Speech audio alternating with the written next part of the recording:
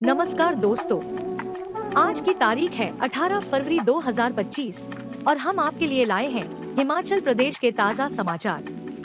लेकिन पहले एक सवाल, आप हिमाचल के किस खूबसूरत कोने से ये खबरें सुन रहे हैं? नीचे कमेंट करके जरूर बताएं। अब थोड़ी सी गंभीरता के साथ, अगर आप हिमाचल के विकास, पर्यटन और सामाजिक क्षेत्र की हर छोटी बड़ी खबर से अपडेट रहना चाहते हैं, तो हमारे चैनल को सब्सक्राइब करें। समाचार नंबर 1, लगातार घट रहा जल स्तर, पहाड़ी राज्यों के लिए बने विशेष नीति, मुकेश अग्निहोत्री।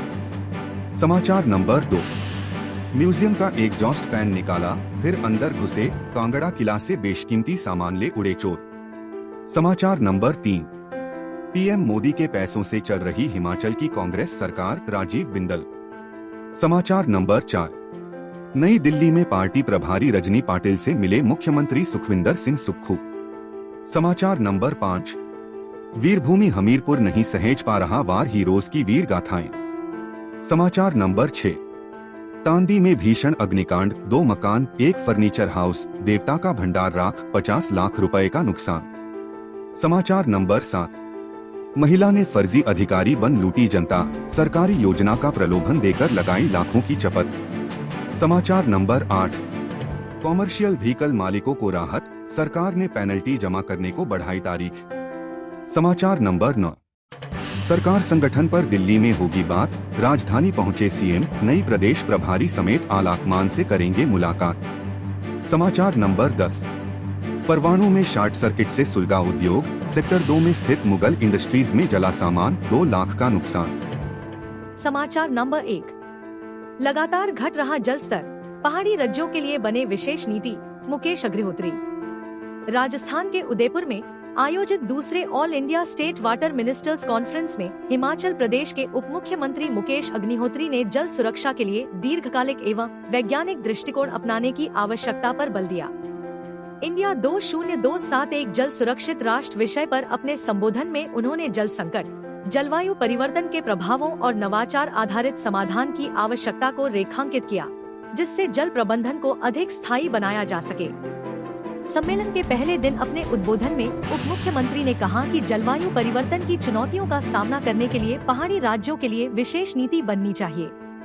मुकेश अग्निहोत्री ने कहा कि असमय बारिश और कम बर्फबारी के कारण जल स्रोतों का जल स्तर लगातार घटता जा रहा है। वैज्ञानिक अध्ययनों का हवाला देते हुए उप मुख्यमंत्री ने बताया कि हिमालय ग्लेशियर प्रति दशक 20 से 30 मीटर की दर से पिघल रहे हैं, जिससे नदी प्रवाह में अनिश्चितता बढ़ रही है और जल संकट गहरा हो रहा है। इससे पीने के पानी, सिंचाई और जल विद्युत उत्पादन पर गंभीर प्रभाव पड़ रहा है। उन्होंने जलवायु सहिष्णु नीतियों और उन्नत वैज्ञानिक हस्तक्षेपों की आवश्यकता पर जोर दिया। उन्होंने कहा कि हमें अपनी रणनीतियों पर पुनर्विचार करना होगा। हमें पारंपरिक जल स्रोतों के संरक्षण के साथ साथ आधुनिक तकनीक, नवाचारों और विकल्पों पर विचार करना होगा। उप मुख्यमंत्री ने कहा कि हिमाचल का 65% हिस्सा वन क्षेत्र के तहत आता है, जो केंद्र सरकार के अधिकार क्षेत्र में है, जिससे विकास परियोजनाओं के लिए भूमि की उपलब्धता सीमित हो जाती है। वनों के संरक्षण के रूप में हिमाचल प्रदेश का जल संरक्षण, पर्यावरण और पारिस्थितिकी को बचाने में बड़ा योगदान है।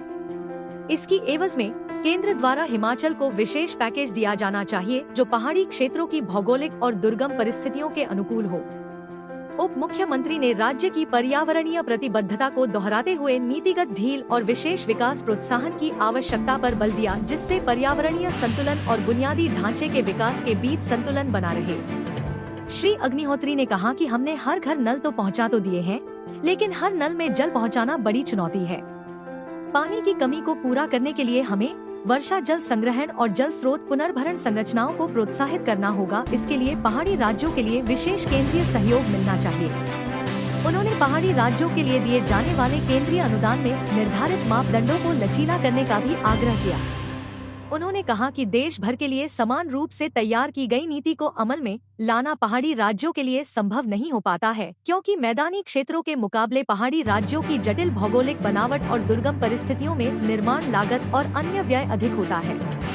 उन्होंने जल जीवन मिशन के तहत अधूरी पड़ी लगभग 1000 पेयजल आपूर्ति योजनाओं को पूरा करने के लिए 2000 करोड़ रुपए की मांग की। उन्होंने उच्च पर्वतीय राज्यों के लिए एक विशेष फंडिंग विंडो बनाने का प्रस्ताव रखा, जिससे हिमाचल के किन्नौर, लाहौल स्पीति और चंबा के जनजातीय और ठंडे क्षेत्रों में 12 महीने निर्बाध जलापूर्ति सुनिश्चित करने के लिए एंटीफ्रीज जल आपूर्ति योजनाओं का निर्माण किया जा सके, जिनमें insulated pipeline, heated tap system और स्वचालित पंप शामिल हैं। उन्होंने हिमाचल द्वारा बर्फ एवं जल संरक्षण के लिए 1269.29 करोड़ रुपए और सूखे और खराब पड़े लगभग 2000 हैंडपंपों और ट्यूबवेलों के माध्यम से भूजल के पुनर्भरण के लिए तैयार की गई एक विस्तृत परियोजना को अमल में लाने के लिए भी केंद्र सरकार से वित्त पोषण की मांग की। उप मुख्यमंत्री ने कहा कि हिमाचल प्रदेश में 90% से अधिक ग्रामीण आबादी है, जिनमें से 67% आबादी की आजीविका कृषि, बागवानी और सब्जी उत्पादन पर निर्भर है। आधुनिक खेती में सिंचाई की जरूरतों को देखते हुए सिंचाई योजनाओं को बढ़ावा देना पड़ेगा। उप मुख्यमंत्री ने रेखांकित किया कि तेजी से हो रहे शहरीकरण के कारण उपनगरीय क्षेत्रों में जल और स्वच्छता की गंभीर चुनौतियां उत्पन्न हो रही हैं। उप मुख्यमंत्री ने बताया कि वर्तमान योजनाएं जैसे जल जीवन मिशन और अमृत इन क्षेत्रों की जलापूर्ति और सीवरेज आवश्यकताओं को पूरी तरह कवर नहीं कर पाती। उपनगरीय इलाकों में जल और स्वच्छता की सुविधाएं मुहैया करवाने व इन क्षेत्रों में व्यापक सीवरेज और स्वच्छता सेवाएं बढ़ाने के लिए उन्होंने अलग मानदंड और समर्पित वित्तीय सहायता की मांग की। उप मुख्यमंत्री ने इंडिया 2047 जल सुरक्षित राष्ट्र की दिशा में संकल्प के लिए हिमाचल प्रदेश की प्रतिबद्धता को दोहराते हुए दीर्घकालिक स्थिरता सुनिश्चित करने के लिए केंद्रीय सरकार से अधिक उदार फंडिंग और लचीली नीतिगत सहायता की तत्काल आवश्यकता को इंगित किया। समाचार नंबर 2। म्यूजियम का एग्जॉस्ट फैन निकाला, फिर अंदर घुसे, कांगड़ा किला से बेशकीमती सामान ले उड़े चोर। ऐतिहासिक नगरी पुराना कांगड़ा स्थित किला कांगड़ा फोर्ट के म्यूजियम में चोरी हो गई है। यहां से चोर बेशकीमती सामान ले गए हैं। थाना प्रभारी कांगड़ा संजीव कुमार ने बताया कि पुराना कांगड़ा के किला में स्थित म्यूजियम के अंदर रात को चोरों ने एग्जॉस्ट फैन को निकालकर उस रास्ते से अंदर घुसे और चांदी के खड़ू सहित 30 नग कीमती सामान के चुरा लिए। कांगड़ा फोर्ट उन्होंने बताया कि अभी तक इसकी कीमत का सही से अनुमान नहीं लगाया जा सकता, क्योंकि इसमें चोरी किया गया सामान सारा एंटिक है, जो कि बहुत कीमती होता है। उन्होंने बताया कि जैसे ही पुलिस को सूचना मिली, पुलिस दल को मौका पर भेज दिया गया, जहां पहुंचकर पुलिस ने गहराई से मामले की जांच की। पुलिस सीसीटीवी कैमरा को खंगाल रही है ताकि चोरों को पकड़ा जा सके। समाचार नंबर 3। पीएम मोदी के पैसों से चल रही हिमाचल की कांग्रेस सरकार, राजीव बिंदल। हिमाचल प्रदेश में वर्ष में प्रधानमंत्री ग्राम सड़क योजना ने ग्रामीण सड़कों का कायाकल्प किया है, जिसका सीधा श्रेय पूर्व प्रधानमंत्री अटल बिहारी वाजपेयी व यशस्वी प्रधानमंत्री नरेंद्र मोदी को है, जिन्होंने हिमाचल की ग्रामीण सड़कों पर करोड़ों के बजट से हिमाचल के लोगों की भाग्य रेखाओं को संवारा है। प्रदेश की कांग्रेस सरकार इन उपलब्धि के लिए किसी भी तरह से केंद्र की सरकार की आभारी नहीं, बल्कि योजनाओं का श्रेय खुद लेने पर तुली है। डा राजीव बिंदल ने मंगलवार को कहा कि अकेले जिला सिरमौर के नाहन लोक निर्माण सर्किल में विगत 2 वर्षों 262 करोड़ की राशि पीएमजीएसवाई के तहत मिल चुकी है। लिहाजा कहा जा सकता है कि मोदी सरकार के पैसों से ही प्रदेश की कांग्रेस सरकार चल रही है। समाचार नंबर 4। नई दिल्ली में पार्टी प्रभारी रजनी पाटिल से मिले मुख्यमंत्री सुखविंदर सिंह सुक्खू। कांग्रेस हाईकमान ने पार्टी की वरिष्ठ नेत्री रजनी पाटिल को हिमाचल के पार्टी मामलों का प्रभारी नियुक्त किया है। इसी कड़ी में उन्हें बधाइयां देने वालों का तांता लगा हुआ। मंगलवार को मुख्यमंत्री सुखविंदर सिंह सुक्खू भी दिल्ली पहुंचे और उन्हें बधाई दी। समाचार नंबर 5। वीर भूमि हमीरपुर नहीं सहेज पा रहा वार हीरोज की वीर गाथाएं। यह वीर भूमि हमीरपुर है, जिसने देश की आन बान और शान के लिए हंसते हंसते अपने लाल सरहदों की रखवाली के लिए भेजे, जो बाद में तिरंगे में लपेटकर घर लाए गए। इस वीर भूमि की कई माताओं ने बेटे खोए, कई बहनों ने भाई, तो कई वीर नारियों को अपने माथे का सिंदूर मिटाना पड़ा। देश पर कुर्बान होने वाले इस वीर भूमि के शहीद हुए लाडलों ने अपना फर्ज तो अदा कर दिया, लेकिन प्रदेश की सरकारों को कुछ खास मौकों के अलावा कभी इनकी याद नहीं आई। शायद यही वजह है कि वर्षों बाद भी आज तक यहाँ शहीदों की यादों को एक जगह सहेज कर रखने वाला स्मारक नहीं बन पाया। समय समय पर सरकारें बदलती रहीं, यहाँ तक कि पक्का भरों के पास वर्षों पहले शहीद स्मारक के लिए चिन्हित जगह को भी बदलकर शहर के किनारे वार्ड नंबर 2 में शहीद मृदुल पार्क का उन्नयन करके इसे वार मेमोरियल के नाम पर फाइनल किया गया। लेकिन आज 3.5 साल बाद भी शहीद की एक प्रतिमा और कुछ सीढ़ियों के अलावा यहाँ कुछ नजर नहीं आता। कुछ नजर आता है तो वे हैं शहीद कैप्टन मृदुल की प्रतिमा पर चढ़ाए फूल जो अब सूख चुके हैं और इस अधूरे वार मेमोरियल की कहानी बयां करते हैं। बताते चले कि करगिल विजय दिवस के अवसर पर 26 जुलाई 2022 को प्रदेश के तत्कालीन मुख्यमंत्री जयराम ठाकुर ने शहीद मृदुल पार्क का विस्तारीकरण करते हुए यहां वार मेमोरियल बनाने की घोषणा करते हुए 70 लाख के बजट को भी स्वीकृत प्रदान की थी। उस वक्त यहां मनाए गए राज्य स्तरीय करगिल दिवस पर उन्होंने कहा था कि सरकार के पास 67 करोड़ का प्रोपोजल वार मेमोरियल के लिए आया है, लेकिन मैं वार मेमोरियल के लिए 70 लाख रुपए देने की घोषणा करता हूं। पीडब्ल्यूडी को इसके निर्माण का काम सौंपा गया है, लेकिन आसपास अधूरी सीढ़ीपों और शहीद की प्रतिमा के अलावा नाममात्र का काम यहाँ हुआ है, जिस पर 20 लाख रुपए खर्च होने की बात कही जा रही है। वहीं आशीष शर्मा विधायक हमीरपुर सदर ने कहा कि वीर भूमि कहे जाने वाले हमीरपुर में वार मेमोरियल बनना बहुत जरूरी है। अगर बजट के अभाव में वार मेमोरियल का काम रुक गया है तो यह बहुत ही दुर्भाग्यपूर्ण है। वह विधायक बनने के बाद सीएम से मिले थे तो उनसे इस बारे में बात की थी।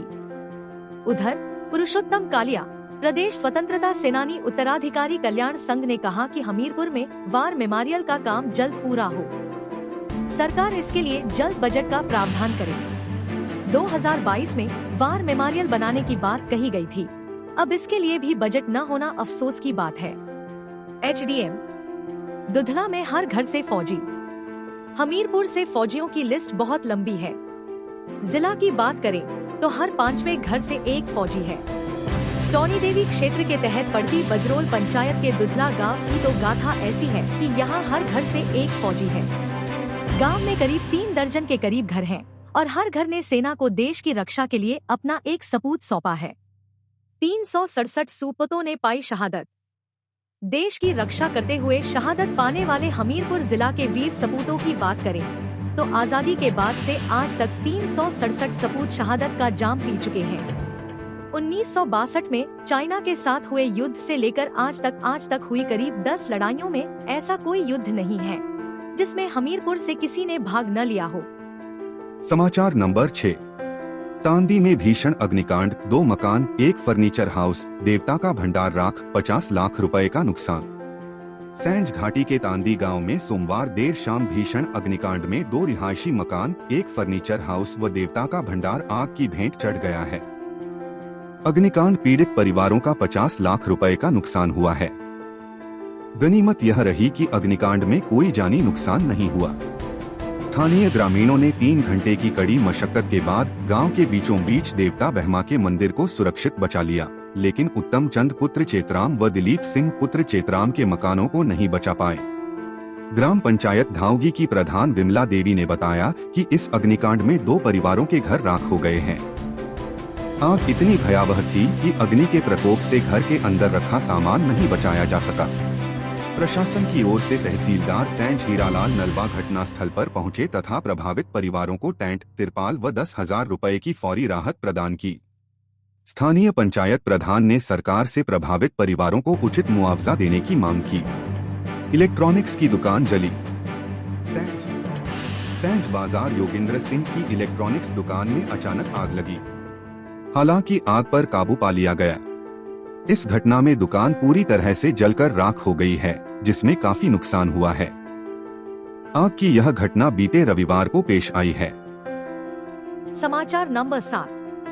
महिला ने फर्जी अधिकारी बन लूटी जनता, सरकारी योजना का प्रलोभन देकर लगाई लाखों की चपत। ऊना जिला में एक महिला ने फर्जी अधिकारी बनकर लोगों से लाखों की ठगी करने का मामला प्रकाश में आया है। पुलिस ने आरोपी महिला को गिरफ्तार कर लिया है। पुलिस टीम ने महिला को ऊना की अदालत में पेश किया है, जहां से उसे 3 दिन के पुलिस रिमांड पर भेजने के आदेश जारी किए हैं। ऊना में आरोपी महिला अपने आप को औद्योगिक क्षेत्र ऊना में असिस्टेंट ऑफिसर के पद पर अपनी नियुक्ति बताई थी और सेरीकल्चर ऊना का भी अतिरिक्त कार्यभार बताया था। सरकारी अधिकारी होने का हवाला देकर महिला ने लोगों को रेशम कीट से जुड़े की योजनाएं बताई थी। इस दौरान महिला ने एक अपना पहचान पत्र भी डायरेक्टरेट ऑफ इंडस्ट्री शिमला का भी दिखाया था, जिसके चलते स्थानीय लोगों ने इस महिला के साथ सरकारी योजनाओं का लाभ उठाने के लिए अपना शपथ पत्र तैयार करके महिला के साथ एग्रीमेंट भी किया था। इसके चलते सरकारी योजनाओं में उन्हें सब्सिडी मिलनी थी। इस दौरान आरोपी महिला ने गांव-गांव जाकर लोगों से संपर्क किया था, जिसके चलते लोगों ने योजनाओं का लाभ उठाने के लिए लाखों रुपए महिला के पास जमा करवाए थे। इस फ्रॉड में योजना का लाभ उठाने वालों को बाकायदा फोन पर मैसेज भी आता था कि आपका आवेदन पत्र पंजीकृत हो चुका है। महिला ने स्वरोजगार के नाम पर भी लाखों ठगे हैं। पांवटा से दबोची महिला। एसपी ऊना राकेश सिंह ने बताया कि लोगों से सरकारी योजनाओं का हवाला देकर फर्जी तरीके से लाखों रुपए ठगने की शिकायत पर मामला दर्ज किया गया। इस पर कार्रवाई करते हुए पुलिस थाना सदर ऊना की team head constable Kamaldev, constable Nisha व गृहरक्षक विजय कुमार ने पावंटा साहिब से महिला को गिरफ्तार किया है। समाचार नंबर 8। कॉमर्शियल व्हीकल मालिकों को राहत, सरकार ने पेनल्टी जमा करने को बढ़ाई तारीख। हिमाचल प्रदेश में कॉमर्शियल व्हीकल मालिकों को सरकार ने बड़ी राहत प्रदान की है। काफी समय से इन वाहन मालिकों को यहां पर रियायत दी गई थी, जिसकी मियाद को आगे बढ़ा दिया गया है। प्रदेश सरकार ने पैसेंजर गुड्स टैक्स की बकाया पेनल्टी एवं विशेष पथ कर जमा करने की अंतिम तिथि 31 मार्च 2025 तक बढ़ा दी है। हालांकि इस संबंध में अभी किसी से भी सरकार को कोई प्रस्ताव नहीं आया था, परंतु सरकार ने खुद ब खुद लोगों को राहत दे दी है। पेनल्टी की राशि और विशेष पथ कर जमा करने में कई लोग असमर्थ थे, जिनकी ओर से अभी तक यह टैक्स जमा नहीं किया गया था। उन लोगों को अब सरकार ने खुद राहत दे दी है और वो लोग 31 मार्च तक अपनी पेनल्टी और विशेष पथ कर जमा करवा सकेंगे। इस फैसले से प्रदेश के हजारों ट्रक, बस, पिकअप व टैक्सी सहित अन्य कॉमर्शियल वाहन मालिकों को राहत मिलेगी।